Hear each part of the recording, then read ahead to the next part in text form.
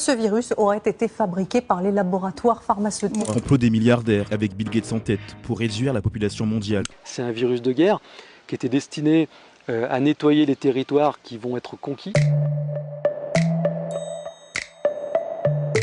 Le coronavirus n'a pas été créé en laboratoire. Il y a eu des rumeurs, effectivement, comme à chaque nouvelle épidémie.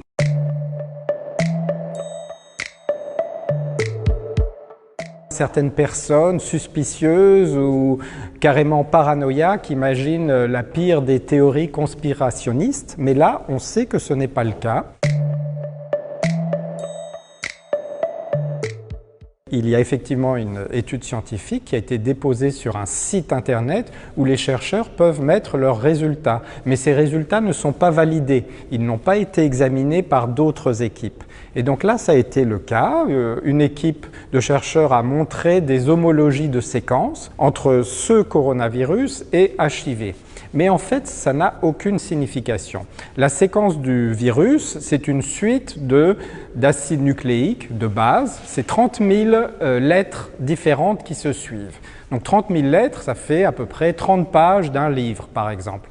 Et ils ont comparé ces 30 pages de livre à 30 pages d'un autre livre, le livre du VIH. Et ils se sont aperçus qu'il y avait des groupes de 3 ou 4 lettres en commun. C'est comme si dans un roman, il y a écrit le mot « chat », et dans un autre roman, il y a également écrit le mot « chat » parmi des dizaines de milliers de mots. Alors statistiquement, il y a des homologies forcément, mais cela n'a aucune valeur, c'est juste dû au hasard. Pas du tout. Le papier a été rétracté par les auteurs de l'étude parce que dans ce site, il y a un dialogue qui s'instaure avec la communauté scientifique et il y a eu un avis majoritaire qui a montré justement que c'était complètement dû au hasard et que les séquences étaient trop petites pour suggérer une origine ou un mélange entre le VIH et le coronavirus.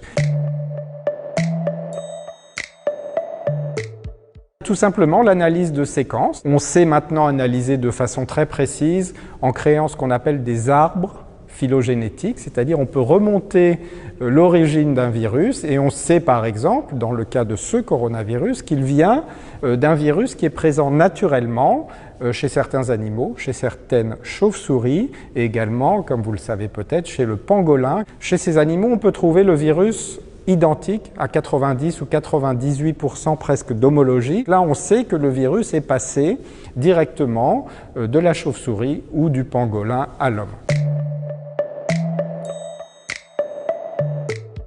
Dans la région de Wuhan, il n'y a pas de laboratoire secret. Il y a un laboratoire dit P4. Il y en a un en France aussi, par exemple. Ce P4, ça veut dire un certain niveau de sécurité. Et par exemple, en France ou à Wuhan, ces laboratoires servent à manipuler des virus type Ebola. C'est pour protéger les manipulateurs et la population, bien sûr.